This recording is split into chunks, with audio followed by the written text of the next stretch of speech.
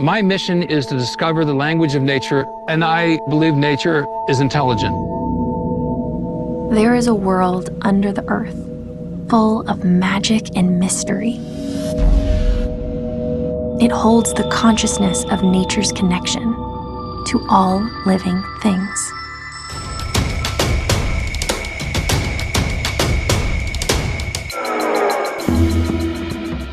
You know, these mushrooms, they can heal you, they can feed you, they can kill you. It's not like a vegetable, and it's not like an animal, but it's somewhere in between. They support life, they convert life. As you're walking, there's about 300 miles of fungi under every footstep that you take, and that's all over the world. The bulk of the organism is growing underground, and it's composed of these long threads called a mycelium. Almost everyone knows about the computer internet. The mycelium shares the same network design.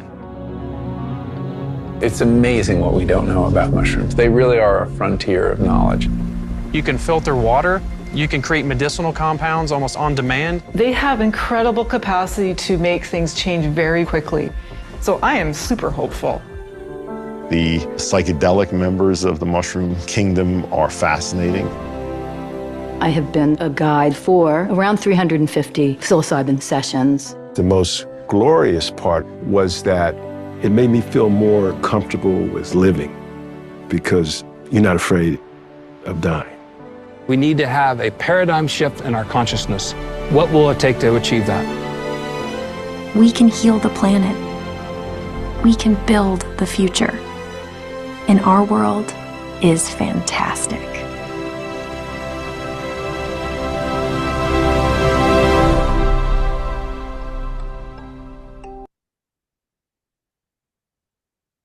What you just watched was actually a trailer for a film entitled Fantastic Fungi.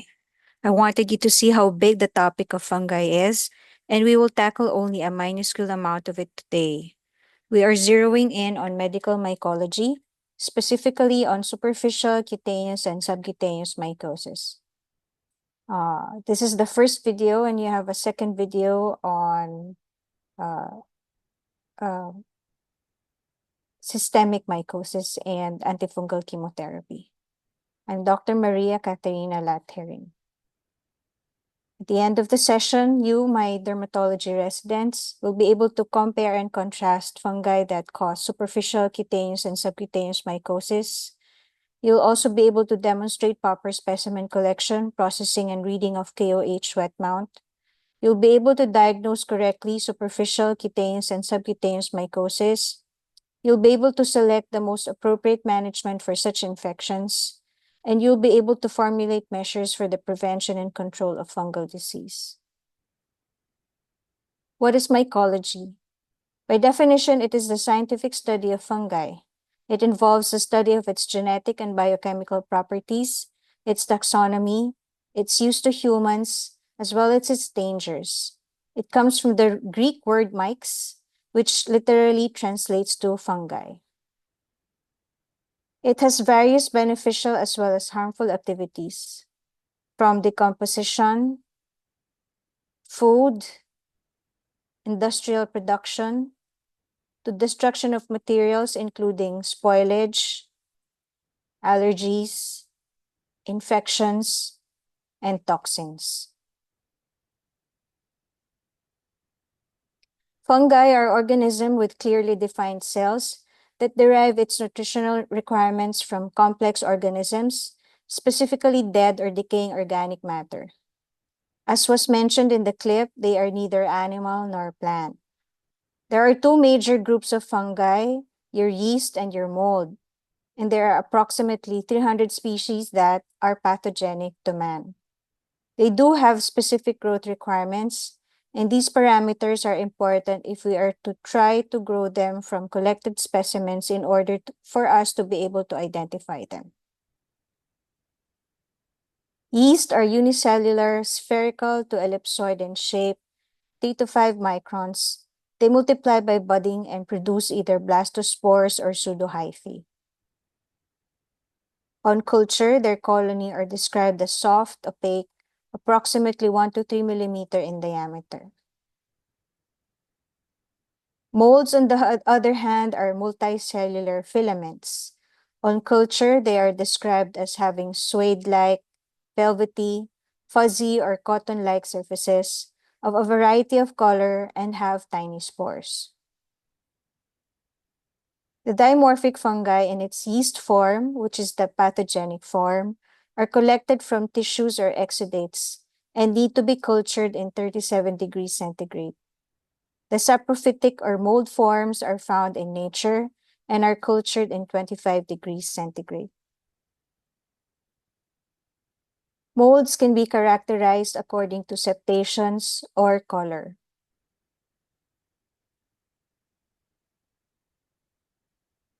The metaceous molds are pigmented or darkly colored.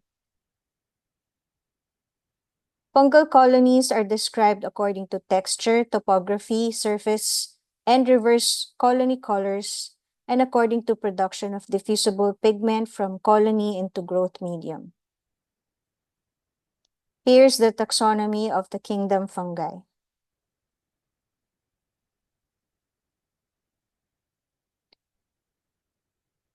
The different types of mycotic diseases are hypersensitivity, toxicosis, mycetismus, and infection or mycosis.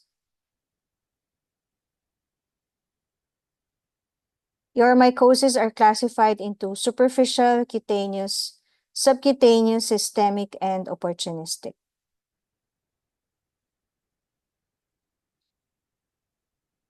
We will begin with superficial mycosis, which are generally considered only cosmetic, as they involve only skin or hair without invasion of living tissue. Therefore, there is no inflammatory response from the host. We will go through the 4 important superficial mycosis. First is Yerpiteriasis versicolor, which is a chronic mild infection of the stratum corneum. Your causative agent is the Malassezia species. Depending on the skin color of the affected individual, it may present as white, pink, fawn, or brown. They are well demarcated, often coalescing patches covered with thin, perforaceous scales. Most commonly affected sites are your chest, upper back, arms, and abdomen. When you shine it with wood's light, it would fluoresce pale green. The Malassezia furfur is a lipophilic yeast that is dimorphic and is actually part of the normal flora of human skin.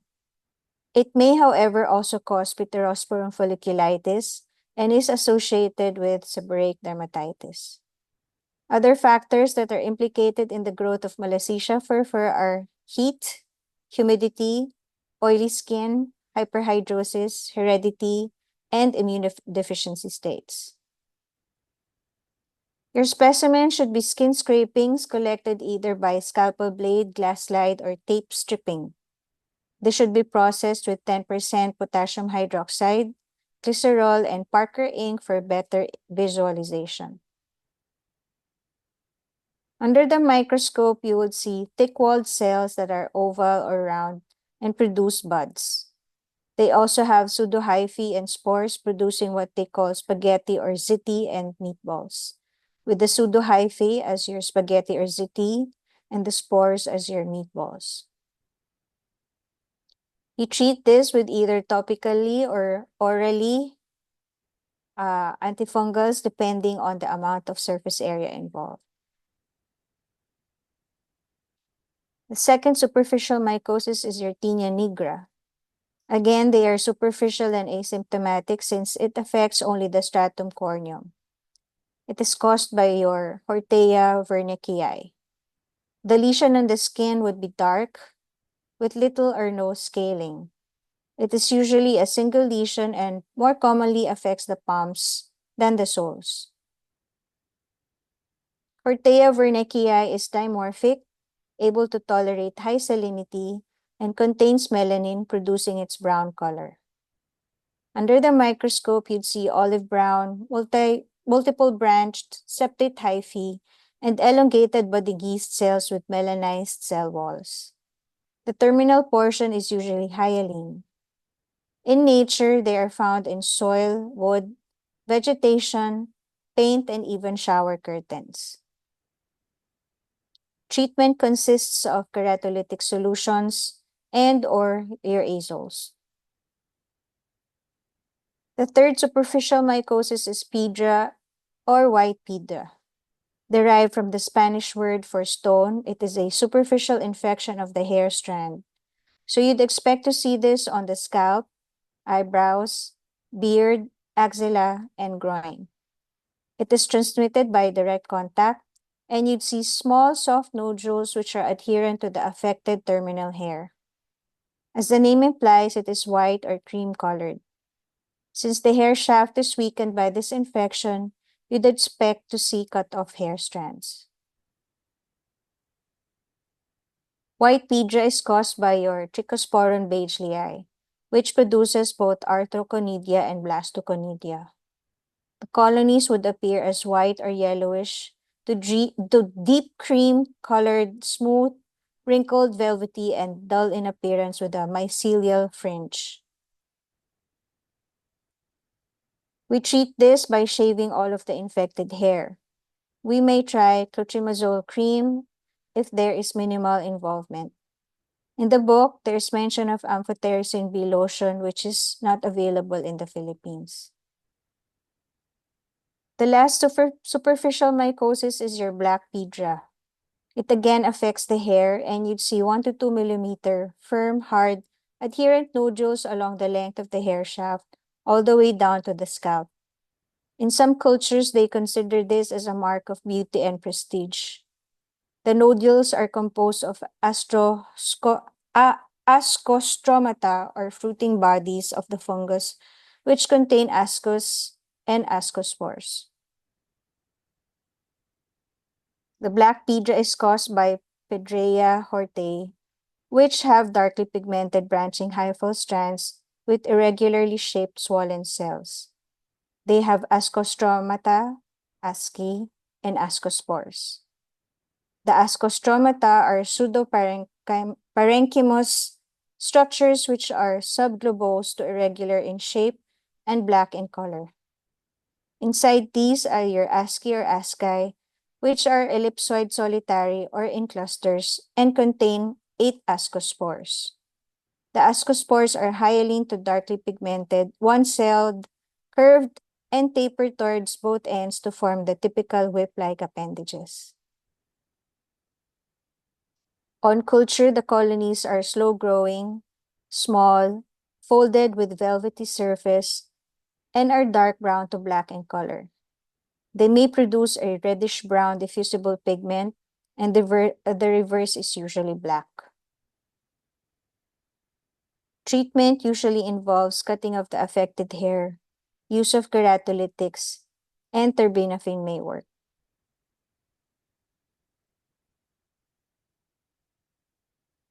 Let us now go to cutaneous mycosis or dermatophytosis. Dermatophytosis is infection caused by a group of filamentous fungi called dermatophytes. It infects only keratinized tissue. The presence of the fungus and its metabolic products induce an allergic and inflammatory eczematous reaction, and the severity of host response depends on the species and strain of the dermatophyte involved. There are different ways to classify dermatophytes. One type of classification is in terms of what their preferred host is. These terms are self-explanatory. Anthropophilic is when the preferred host is human skin. Zoophilic is when the preferred host is animal skin and hair. And geophilic is when the preference is soil. There are 3 main dermatophytes: Trichophyton, Microsporum, and Epidermophyton.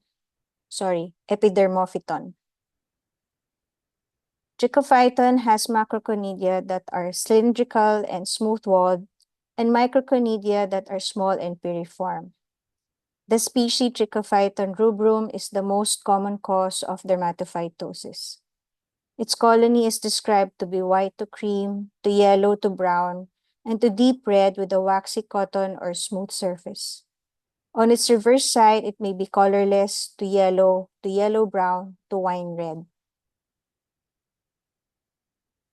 The second dermatophyte is Microsporum, whose macroconidia are spindle-shaped with 5 to 15 cells and a verrucose thick wall with terminal end. Its microconidia are fewer and piriform to clavate in shape. The Microsporum canis is the most common cause of tinea corporis, especially in children.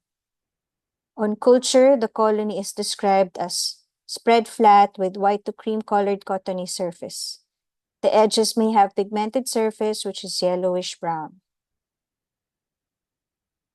The third and last dermatophyte is Epidermophyton. This one has no microconidia, and this character would easily differentiate it from the other two. Its macroconidia has smooth, thin walls and is club-shaped. There are usually 2 to 4 cells, and they can cluster. On culture, its colony is described as having a suede-like surface with a greenish-brown or khaki color. The center is raised and folded, and the periphery is flat with a submerged fringe growth. Epidermophyton flocosum specifically affects only skin and nail, and not the hair. What would you see in the clinics? The names of the diseases are derived from which part of the body is involved. For the feet, there's tinea pedis. There are basically 3 types: vesicular, ulcerative, and moccasin types. For early infection, the presentation is itching between the toes and small vesicles come up, which develop crusts upon rupture. For chronic infection, there is peeling and cracking of the skin, and the patient may feel both pain and pruritus. The desquamated infected skin scales remain viable or infectious for a period of months to years. So be wary when you take showers or baths in public installments like shower rooms, in sports clubs, or beaches, and even hotels. Most of them are not cleaned enough, and if you happen to come into contact with these infected, desquamated skin scales, they might just grow on your feet. The toe webs are the major reservoir of fungus in the human body, and untreated may lead to eventual infection of the nails or tinea unguium, which is the most common nail disorder in adults. Fungal infection is the cause of dystrophic nails 50% of the time. The most common causative species are your Trichophyton rubrum and Trichophyton interdigitale. You'd see brittle yellow streaking and subungual hyperkeratosis called onycholysis. There are basically 4 types of tinea unguium or onychomycosis. The white superficial, which may look like plain scratches initially. Then you have your distal subungual onychomycosis. They have your proximal subungual. And lastly, your endonyx, which is smooth on top and looks like seeped oil beneath the nail. Next clinical diagnosis is tinea corporis, cruris, or manus, which are the names for infections of the trunk, groin, or buttocks, and medial thighs and the hands. They are usually annular since they begin as plaques, which develop a central clearing as the disease progresses due to the advancing borders. Lastly, you have your tinea capitis and tinea barbae, which affect your hair-bearing areas, scalp, and beard areas. The most common etiologic species is your Microsporum canis. The patient would develop alopecia, erythematous, hyperkeratotic, scabbed, and centrifugally growing lesions. It typically begins with hyphal invasion of scalp skin with subsequent spread down the keratinized wall of the hair follicle. Zoophilic species like your Trichophyton tonsurans may induce severe combined inflammatory and hypersensitivity reaction called carrion. It's usually bumpy and boggy. Favus is the term for severe form of tinea capitis that forms a yellow crusting called scutula. It is usually caused by Trichophyton schonleanii.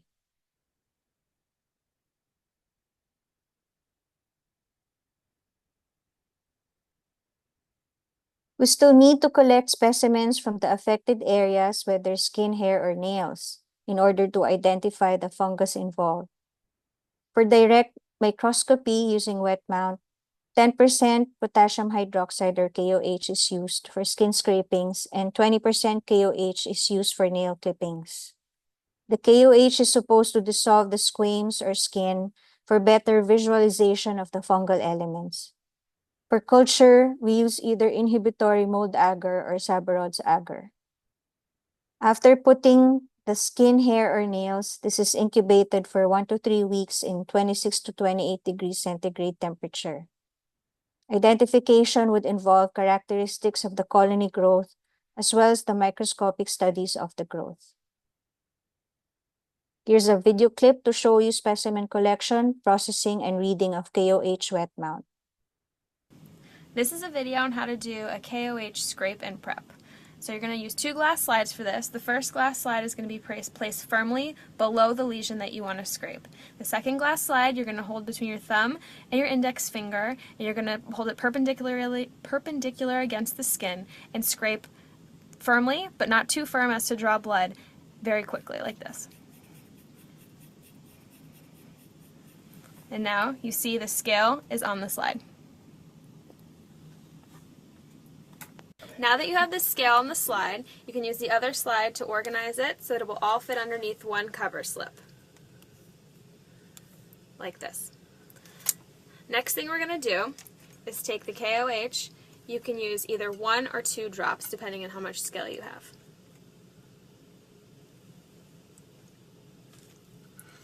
Next thing we're going to do is place the cover slip on over the KOH. So you're going to do this at an angle to prevent bubbles. So we're at an angle, and then we slowly lower the cover slip down, like so, to prevent bubbles. This is what it looks like once you have the cover slip on. Some people like to use a flame to help destroy some of the scale.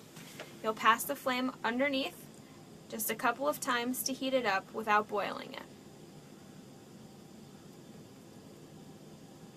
Like that. And if there's any char underneath the glass slide, you can use some alcohol to clean it off to make sure you get good visualization with the microscope. If there's any char from heating up the bottom of the slide, you can simply use an alcohol pad to rub the bottom of the slide and remove the char to make sure that you have good visualization with the microscope. Okay. Of course, you should be wearing gloves for the whole procedure. The next step is to take the slide and put it on the microscope. Then we're going to center the area with the cover slip underneath the lowest power. So you need to make sure that you're on the lowest power. Next step, turn on the microscope and position it so that the area that you think has the most concentrated amount of scale is underneath the light. Now we found the scale on low power, so we're going to move to medium power. And right in the middle is the area that we're looking for. Now we're going to move to high power. And as you can see, we need to do a little bit of focusing. So there, you can see all the little lines. Those are the hyphae that we're looking for. Go back up out of focus. So now we're out of focus. We're going back down towards focus. The first thing that comes into focus are the hyphae. Go down lower into focus. And you're going to see the outlines of the keratinocytes next. And now as we go back up, there's the hyphae again. Back up more, and back down. So you can see that the hyphae come in and out of focus. Fantastic. So this is a positive KOH.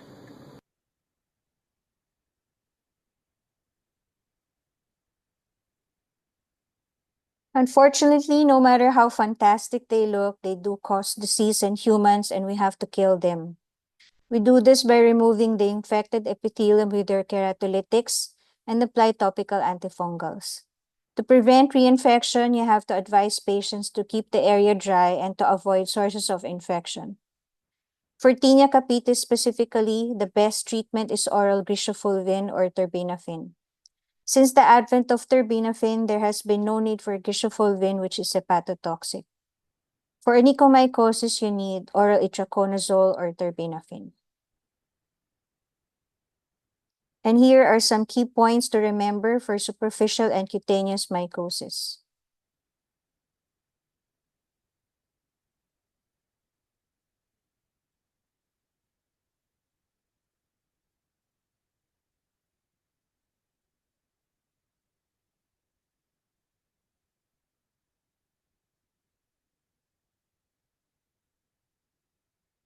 We proceed to subcutaneous mycosis, which is defined as the chronic localized infection of skin and subcutaneous tissue and adjacent lymphatics.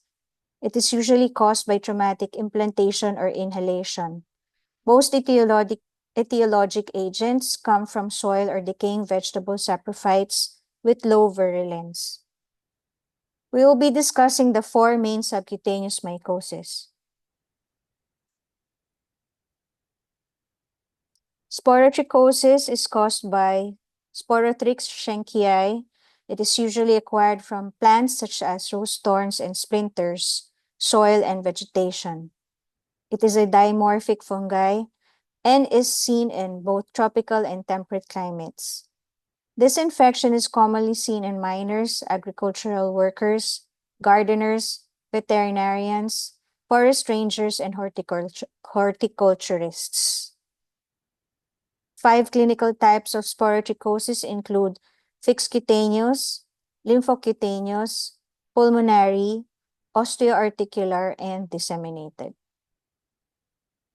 Specimen collected can be pus from the lesion, biopsy of the lesion, or sputum and CSF. When cultured at room temperature, it produces cream to black-colored colonies that are folded and appear leathery, and they grow within 3 to 5 days. Under the microscope, the molds appear as branching mycelial forms with rosette-like clusters of conidia, which are white to dark brown. The yeast form are spherical to ovoid budding cells, which are cream to beige. In tissues, you will see asteroid bodies called Splendor-Hepley phenomenon. Treatment of sporotrichosis can be oral potassium iodide, which is good for lymphocutaneous type. You may also give fluconazole, itraconazole, and terbinafine. Amphotericin B is reserved for the more serious infections. Surgical debridement with your antifungals produce faster and better results. Next is your chromoblastomycosis, which is usually caused by traumatic inoculation of black molds or copper-colored soil saprophytes found in rotting wood. Hyperplasia occurs around the inoculation site, producing crusted, warty, or tumor-like lesions. You may see these infections in tropical and subtropical climates.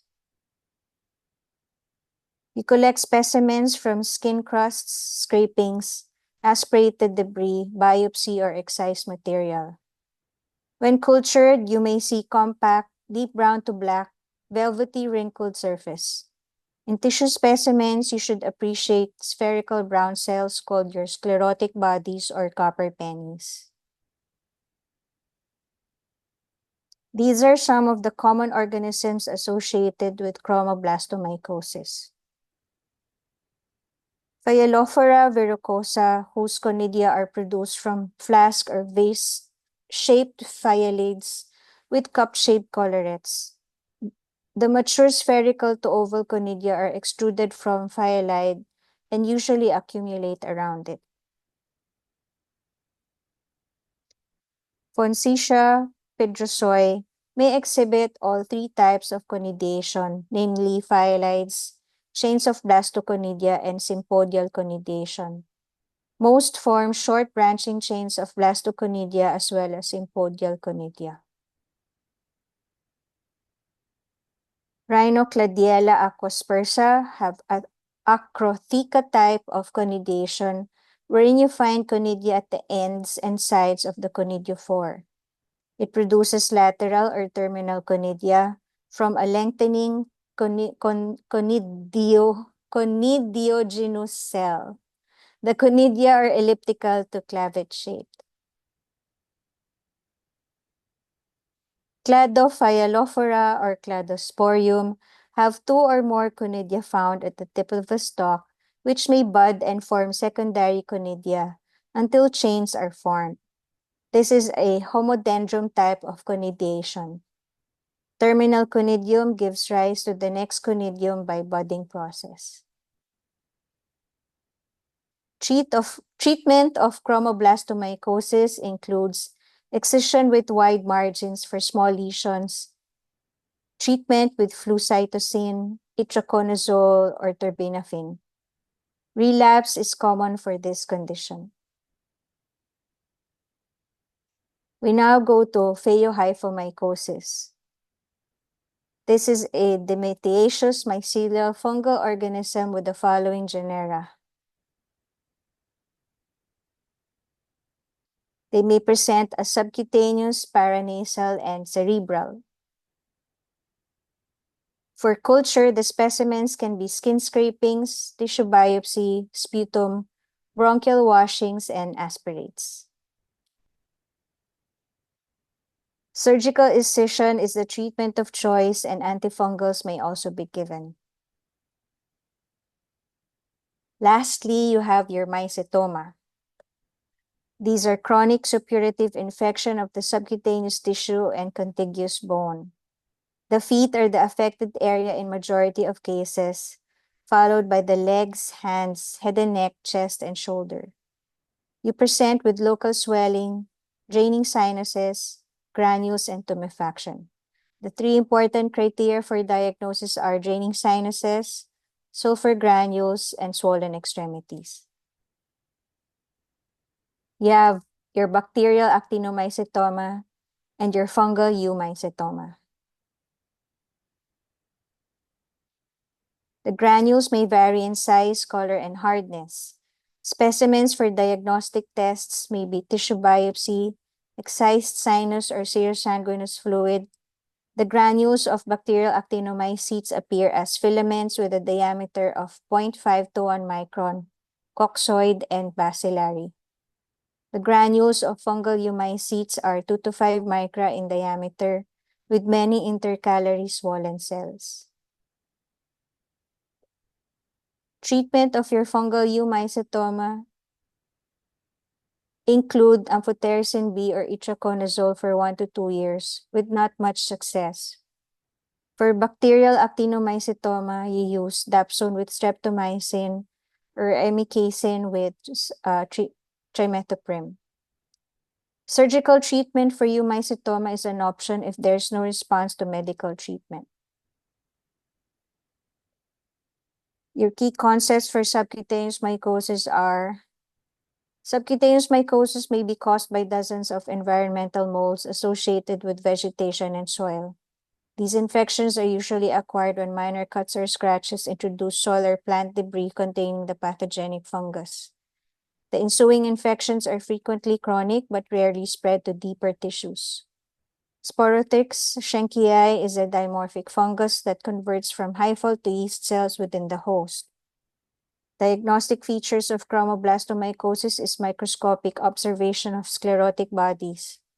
Diagnostic feature of phaeohyphomycosis is the presence of brownish septate hyphae, and the hallmark of mycetoma is localized swelling, formation of fistula or sinuses that contain hard granules composed of hyphae and inflammatory tissue. This is the end of the first video on medical mycology. See you in the second video.